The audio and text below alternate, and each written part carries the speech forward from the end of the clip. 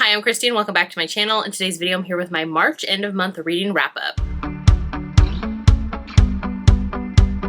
Alright, so for all of March, I ended up reading 41 books for the month. So I do my wrap-ups in two parts. So I have my mid-month wrap-up and then my end-of-month wrap-up. This is, of course, my end-of-month wrap-up. So if you want to see the books that I read for the first half of the month, I think I talked about 24 of them in that video. You can check that out. That is my March mid-month wrap-up. I'll link it in the description of the video as well if you want to go back and see me talk about all of those books. Because in today's video, I'm just going to be chatting about the 17 books I read for the last half of the month. Of course, as always, if you ever want to see more of my thoughts or my full reviews on any of the books that I read, I do review every book that I read on Goodreads, and you can always get to that through the description of all my videos, have the link to my Goodreads as well. So with that out of the way, we will get ready to jump into it. I'm going to preface this video with saying that March was like my worst reading month of the year. I know it's only the beginning of the year, but like March was rough. I didn't have any 5-star romances for the entire month. I did do a reread at the very end of the month just to have a 5-star romance, but yeah, nothing hit. I had like one 5-star at the beginning of the month, which was a historical fiction.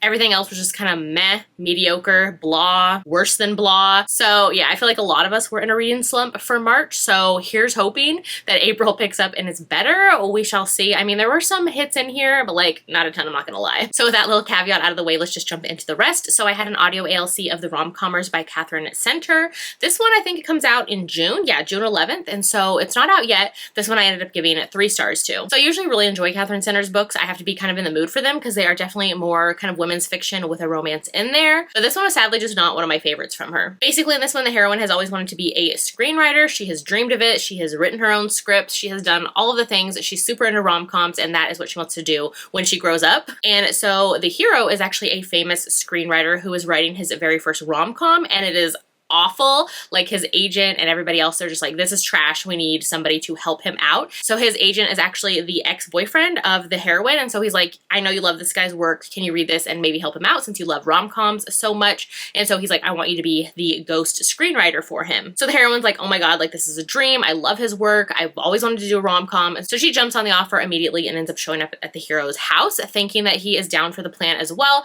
But when she gets there, she realizes that the hero wants nothing to do with that. He wants to write the screenplay by himself, and so it kind of has like this little bit of an animosity going on at first. But of course they do end up working together, and so she kind of along the way introduces him to rom-coms and romance in general and kind of helps him with his script. She also ends up like staying at his house, and they just kind of like work together. Like at times the story in this one just kind of dragged for me. There are parts that I liked, but a lot of parts that I really didn't enjoy. I just feel like the hero was like a little too closed off, a little too cold to the heroine. I felt like she deserved better, so that's never a good sign for a romance. Also kind of like the whole Hollywood vibe of him being a screenwriter and her wanting to help him with a screenplay, and then also we see like real life celebrity sightings in this book. Like those just don't always work for me, so take that for what you will. So yeah, this one's out in June, but I gave it 3 stars. Next up, I had an arc of Wild River by Laura Pavlov. So this is the second book in her Magnolia Falls series, and you know around here that I love Laura Pavlov, but this book sadly didn't work for me. I gave it 3 stars. This one I was really expecting to love. I have loved so many of her books. The last few in particular, I've given them all 5 stars. So for me to give this one 3 stars, it definitely kind of hurt because I was expecting to enjoy it more. Basically, this is a small town series. We do have like found family vibes and all of that. This is also supposed to be like a hate to love as well, where the hero is a lawyer and the heroine ends up coming back to her hometown of Magnolia Falls because her father ends up getting ill. So she comes back to help her father, and along the way she ends up running into the hero, kind of assumes some things about him at first, isn't a fan of him, and then over time they just end up spending a lot of time together, and they kind of start this like enemies, frenemies with benefits situation. So yeah, I loved the found family of this one. I love all of these side characters in here. The hero's like text conversations with his friends who get books in the series as well. Absolutely loved that, ate that up. I loved all of those moments. But the romance and the couple in here, I just wasn't pulled to them as characters. And so yeah, it was gonna be like a 4-star for me, but then at the end the hero makes some super lame assumptions that kind of go down, and I hated kind of that whole conflict and things that went down. So my rating for the book went down as well to 3 stars. This one is out now though. They're on Kindle Unlimited.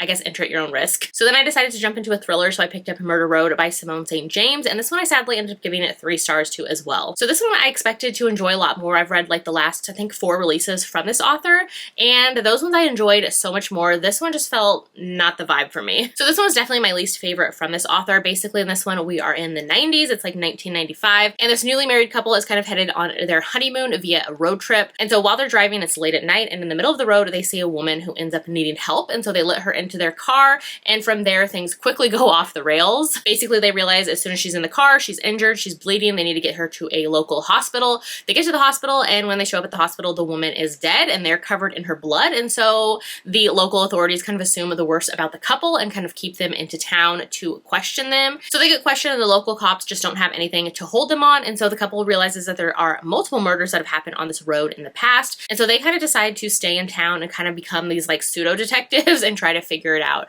as it goes from there. This one, like, it's really easy to consume. It's very quick and fast paced, but like I wasn't super interested or entertained, if that makes sense. So yeah, least favorite from this author. Probably wouldn't recommend if you're picking up her books, but yeah, 3 stars. Then I picked up Storms and Secrets by Clare Kingsley. This is the newest book in her kind of like romantic suspense series. So I really enjoyed the first book last year. I think that one was like Obsession Falls. This one, didn't love it, gave it 2 stars. Basically, this is a small town romantic suspense series where the hero fell first. He fell hard. He fell for the heroine years ago, and the heroine is just kind of oblivious to it. And even when the hero tells her that he has like, these feelings for her, she doesn't believe him. Instead, she's like too wrapped up in this like perfect guy that came into town and is kind of like sweeping her off of her feet. And so she's all wrapped up into that instead. Of course, if you couldn't guess, that perfect guy ended up not being so perfect. And of course, the heroine realizes that a little too late, but no worries because the hero is going to come in and rescue her. This one was just super disappointing to me. I felt like the romance was lacking. It wasn't well developed. We get told about moments that they shared in the past instead of getting to kind of see them or feel them ourselves. It just felt really weird. Like the hero was pining, the heroine doesn't believe him. He's like pulling these kind of like childish pranks on her in the present. I don't know. It just felt off. I will say there is a pretty dark suspense plotline in here that I wasn't really expecting because the first book wasn't as dark as this one is. This one gets pretty dark. Did kind of prefer the suspense chapters over the couples chapters, which even that, I mean, they weren't like super captivating or surprising. A lot of things were predictable, but yeah, I don't know. It was just a miss overall for me. 2 stars, wouldn't recommend. Then at the end of March, I was going to the Sweetgrass book signing in Charleston, South Carolina, which was a lot of fun to go to the East Coast and kind of eat some yummy food, see friends, see some authors that I haven't met before, see some favorite authors that I've met before and see them again. So it was a fun time, and while I was headed to the airport that night, I had time for an audiobook, so I put in The Alien Assassin's Convenient Wife by Ruby Dixon. This is like a super short, just kind of like alien novella romance. It was on Hoopla, so I decided to grab it because I just needed like a quick novella for my road trip to the airport. So this book I ended up giving 3 stars to. It was just okay. It wasn't really a favorite Ruby Dixon for me. Basically, this is a book that exists in a series of kind of interconnected standalones that multiple authors have written in. So since it kind of exists with other authors' works, like I just kind of missed that Ruby Dixon world building that we usually get in her books. Basically, in this one, the hero is kind of this alien assassin who is sent to Earth with his brother to kind of find his target. The hero finds out that his target is at a couples retreat, and so to get to the couples retreat, he needs to be part of a couple, and so he ends up doing what the humans do. He downloads a dating app and kind of ends up matching or meeting the heroine on there, who of course is his mate as well, and so it kind of goes from there. Like, it was just okay, 3 stars. I probably won't remember it in a couple months because it was kind of forgettable, but like for a quick short airport ride for like some alien romance, it was okay. So since I had a super long flight from Alaska to South Carolina, I ended up reading some arcs along the plane ride as well. So I jumped into Catching Feelings by Marin Moore. This is the second book in her Orleans University series, I want to say. This one I ended up giving like 3.5 stars. So I absolutely loved Home Run Proposal by this author last year. It's one of my favorite like baseball romances. It's so cute, so fun. I was super expecting to love this one as well, and sadly it just didn't hit for me. Like I said, 3 stars. Basically, this is another college sports baseball romance. I will say the sports action is super duper light in this one. The hero does play baseball, but like you don't really see a lot of that. And we also have like forced proximity, a little bit of hate to love as well. Basically in here, the hero and the heroine supposedly like hate one another. Like everybody around them knows they can't stand to be around one another, but the hero and the heroine kind of have a secret of their own that they actually secretly hooked up like a couple months back and nobody knows about it but them. So there's like this little bit of tension in there. In here, basically the heroine finds out some things about her family life, and so she needs to kind of cut finances and help out her mom. So she's not able to afford her housing for college for the new year, and so she kind of needs a place to stay. The hero ends up overhearing her kind of talking about this, and so he's like, well, you can be my roommate.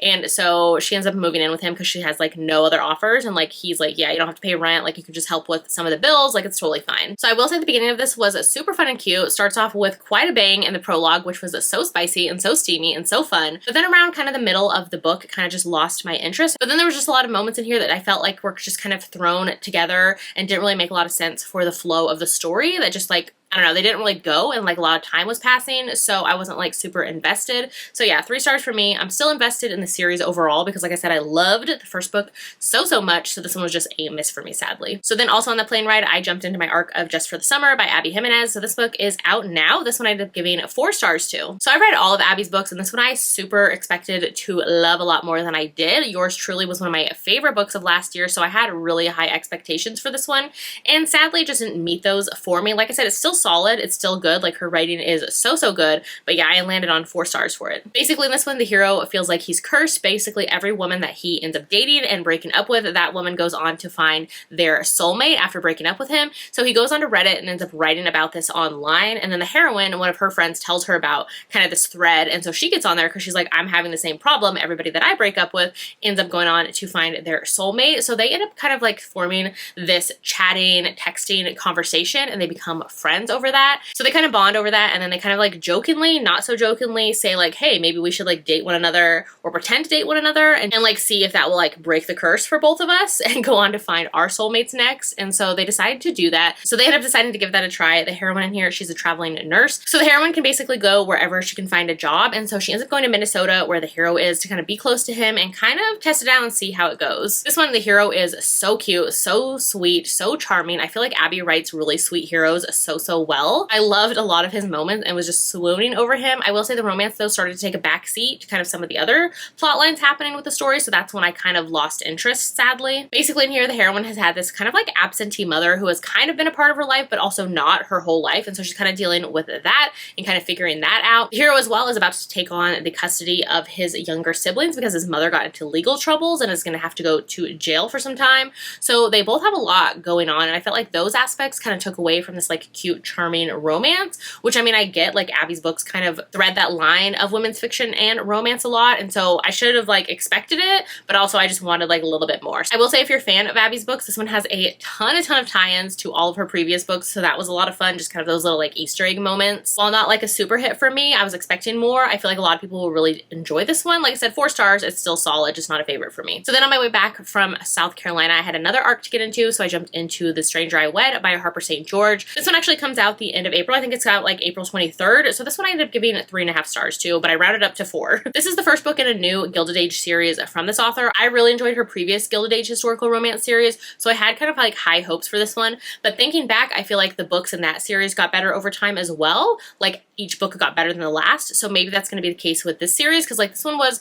solid. It was setting up a lot of things, a lot of friends, all of that, and so yeah, I gave it 3.5/4 stars. I will say this one has a super intriguing premise and a start to it where it did grab my attention right away. Basically, the heroine and her 2 sisters are the illegitimate daughters of a man who is basically from one of New York's wealthiest founding families, and so their whole life they have been shunned from society because everybody like knows who their father is. So this one, at the beginning of the story, the heroine gets a letter from her birth grandmother who passes away and was like the mother of her father, and so she says she kind of regrets the way that the heroine and her sisters have been treated all their lives, and she decides to leave them a little bit of an inheritance and some money as well, with a little bit of a caveat to it. So basically the stipulation is the inheritance will be held off until each of the sisters kind of get married. So the heroine sets off to London to husband hunt. So this one we do head to London with the heroine while she's husband hunting, and we do see a lot of appearances from the characters of the other Gilded Age series from this author, which was a lot of fun. So the heroine, one of her friends, is like gonna throw this party to kind of get all these eligible men there. So she ends up meeting the hero, and he is kind of intrigued by these American heiresses, or what he assumes are heiresses, and he knows that he needs to save his kind of family's land and all of that since times are changing. And so he's kind of just like, yeah, I'll do it, like I'll get married. And so he ends up proposing to her, and the heroine's like, well, yeah, that's fine, like we can get married, but also I want to get a divorce in X amount of time, like once we've been married, because I want just access to my inheritance. You can get some of the money, but then I want to go my separate way, like I'm not marrying for love. So the hero's actually the one who's a bit taken aback by this, but he's just kind of like, sure, yeah, like we'll go along with this, and so it kind of goes from there. This one just felt like it had a lot going on, and the romance started to drag. So like I said, I wasn't super invested. I feel like some of the other books in the series will be better, so I have high hopes and plan to read those when those come out instead. So yeah, 3.5 stars for this one. All right, so then I jumped into the audio of Sweet Spot by Rebecca Ginach. This is a golf romance, which I thought sounded so cute and fun. This one I ended up giving 4 stars to. So Rebecca Ginach is an author that I've actually read most of her backlist, and her audiobooks always just hit really well for me, so I will forever just want to read her audios. So this one, when I saw it was available on Hoopla, I decided to jump in. Like I said, this is a golf college romance. So basically in here, the heroine plays for the golf team at her college. She's like one of the top players, but for some reason her coach and previous coaches that she had, they just don't want to give the attention to kind of the female players and her in particular. So the heroine doesn't get much golf time, but she's like determined to be the best. So enter the hero. Her coach actually hires him to help out the male golf team at the college. So the hero, while he's there at the college helping the male team, he sees the heroine kind of nearby playing, and so he kind of sees the potential in her. So he decides to go over and offer her some assistance as well. Basically, he's like a former pro golf player who is now a swing coach. So he just kind of like sees her raw talent for the game, and at first the heroine's like, no thank you, like coaches have totally burned me in the past, like I can't trust you, I can't trust coaches who want to help me. And so instead, over time, she realizes like, wait a minute, maybe this will actually help me, like I should, you know, figure this out and see where it goes. There's a little bit of an age gap as well. Like I said, the heroine's in college. The hero, I think he's like 30, he's previously divorced, and he's just kind of focused on his work, and so now he kind of has this time to focus on the heroine, which was super fun. So even though it's an age gap, it didn't like feel age gappy, if that makes sense. But yeah, just super low angst and fun. Like I said, it's super short. I think it's like less than 300 pages. Highly recommend the audio. It was a fun time. I'm not one who usually enjoys golf, but like this golf romance made it sound super cute and charming. So like I said, March was just like not hitting it for me with books, so I decided to jump into some rereads instead. So I jumped into the Sutter Lake series by Katherine Cowles. So I actually read this series 5 years ago now. Like I was reading them when they first came out and reading the first 3 books like as they were released. I would read them like the next day. So yeah, I read the first 3 books in the series as they were coming out, but then I never like continued on once book 4 and 5 came out. So those are like the last Katherine Cowles books that I have on her backlist to read, besides like her very first book, although I don't know if I'll get to that one. We'll see one day. But yeah, so I decided to jump back into this series because I was like, all right, it's been 5 years. Let's just do a whole reread of the whole series. So first up is Beautifully Broken Pieces. This is the first book in the Sutter Lake series, and this one I gave 4 stars to. It was actually fun rereading these because I remembered so much about them as I was reading them, like so many moments were coming back to me. So in this one we follow the heroine, and she basically has come to Sutter Lake after the passing of her mom. She's just kind of looking for peace and quiet and kind of a place to relax, and so she comes to Sutter Lake. So she kind of feels like she doesn't need anybody, but shortly over time while she's in Sutter Lake, she realizes that there's a lot of people there who care and support her. She ends up meeting the hero, who is kind of a local sheriff, and she's kind of taken in by him and his entire family. Of course, we get that classic Katherine Cowles romantic suspense in here, and like I said, it's a great start to the series. So yeah, 4 stars for this one. So then the second book in the Sutter Lake series is Beautifully Broken Life, again by Katherine Cowles, and this one I gave 4 stars to. So this one, again, a small town romantic suspense, and here we have a heroine who's kind of on the run and hiding, and then we have a celebrity kind of musician hero. So this one, the story starts off with the heroine kind of running and fleeing from an abusive ex. So she ends up in Sutter Lake, and we catch up to her like she's been living there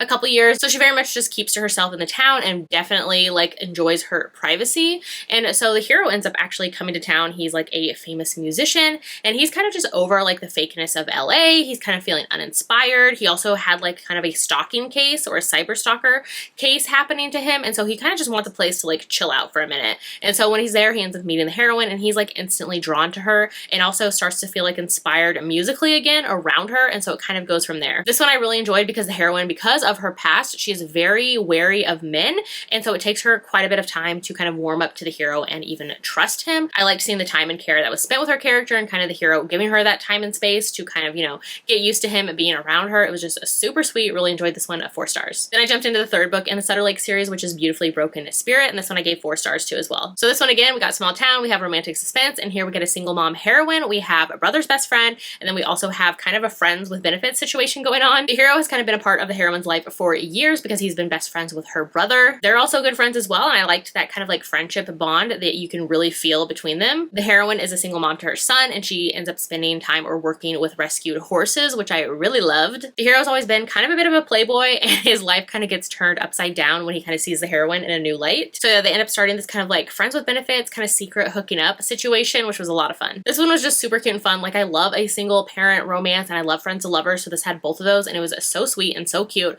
This one in particular, the cover has been like one of my favorites for years. I'm obsessed with it and love it so much. So yeah, just a fun time, and I gave it 4 stars. Like I said, these 3 books were all rereads for me. I was rereading them to kind of get back into Sutter Lake, get back into this series with these characters so that I could finally continue on for the first time to books 4 and 5, which I didn't start in March, but I'm gonna get to in April. So definitely check back in April to see what I thought of those ones for the first time. All right, and then I jumped into Rope the Moon by Ava Hunter. So this is actually the second book in her Runaway Ranch series, I want to say. This one, I didn't read the first book of the series. They could definitely be read as standalones, but I might actually go back and read the first one now because I really enjoyed this book. I gave it 4/4.5 stars. This one I actually saw my friend Jess from Peace Love Books talking about it. She was reading like an arc of it, I think, before it came out, and she shared it on her Instagram stories, and I was like, oh my god, I need that book right now too. Like angsty, a second chance, kind of like protective vibes. The heroine's also pregnant, but it's not the hero's baby. Like all the tropes that I enjoy, so I decided to jump into it on release date. So this is actually an author that I tried originally before. I read like I think her debut book and kind of like a Nashville series, I want to say. That book I really didn't enjoy, and I never continued on in the series, so I actually didn't plan to ever get back to this author, but I'm so glad I gave her another try because like I said, this one was so good and it was so fun to see like the growth of her writing since her debut. This one just had like all of those small town romantic suspense protector vibes from the hero. Basically, he's a former Marine who he now works with these kind of search and rescue canine unit, and so the heroine is from the small town. They had like a fling back in the day, and so now she's actually on the run. She's trying to get away from an abusive ex, and so she ends up reaching out to her dad for help, and her dad sends the hero to come and pick her up. And so immediately he has like all this like who did this energy when he sees like scars and sees her kind of beaten up. So we definitely have some content warning in here, but it was just so good. Like the protectiveness, the bodyguard kind of aspect to it. So yeah, I definitely recommend this one. I love how the hero was just like super protective of her, super protective of the baby who hasn't been born yet, who he just like claims as his own. So good, so fun. Yeah, 4.5 stars. So then I read The Suit by Lulu Boore. This is the second book in her Tuesday Club series. I read the first book in the series like last year, which is The Secret. That one was a fun time, very like low angst, but just kind of chill and fun. So I was waiting for the audios for the rest of the series to come out, and this second audio just came out. It was on my Hoopla, so I decided to jump into it. And this one I enjoyed even more than the first book, so this one I gave 4 stars to. Basically, this whole series follows these 3 guy friends who were friends in college, and they are friends kind of after the fact as well. And they have this like Tuesday Club where it's basically a day of the week that they all get together, and it's like no drama, no women, like no any of that, just like a fun time for them. And so that's kind of like where the series name comes from. So in this one, the hero and the heroine are both lawyers. They were kind of like adversaries and rivals back in the day at law school, and so that's kind of like continued on, and so they have this very much like hateful vibe going on between them. So now they're kind of forced to work together every day, or sort of like every day, because they are on the opposing kind of teams for this divorce case, and so it kind of goes from there. So yeah, just like a lot of hate, a lot of tension between them as they're having to kind of work closely together on this divorce case together. I really enjoyed this one. Like I said, I really liked the audio as well, so definitely recommend. Then I read Takeover by Nana Malone, and this one I ended up giving 3 stars to. So this is the first book in her Kings of the Boardroom series, and so this one I kind of had higher hopes for it. Basically, it was described as kind of like a contemporary modern day King Arthur retelling. We have an arranged marriage, we have like this alpha kind of hero, we have billionaires, we have all of these things going on. So I expected to enjoy it more than I did, but sadly, like it was just okay. I gave it 3 stars. So in here we see the hero and the heroine, and the heroine's father basically wants to do this like business merger with the hero, and so he wants to have like this true partnership with their merger, and so he's basically like, you have to like get married into my family if we're gonna like mix business together as well, and so he's like, you have to marry my daughter. So yeah, this one just didn't wow me, sadly. Like there were a ton of times while I was reading this that I just kind of like put it aside, picked up something else, watched a show, like did other things, scrolled on my phone, which is like never a good sign if you're like turning the book off to go like do something else. So yeah, like it was just okay. I probably won't continue on in the series, sadly. I expected to love it more, but yeah, it was 3 stars. It was just okay. All right, and so then I decided to give up on all these books and go back to a reread. So I did a reread of Birthday Girl by Penelope Douglas.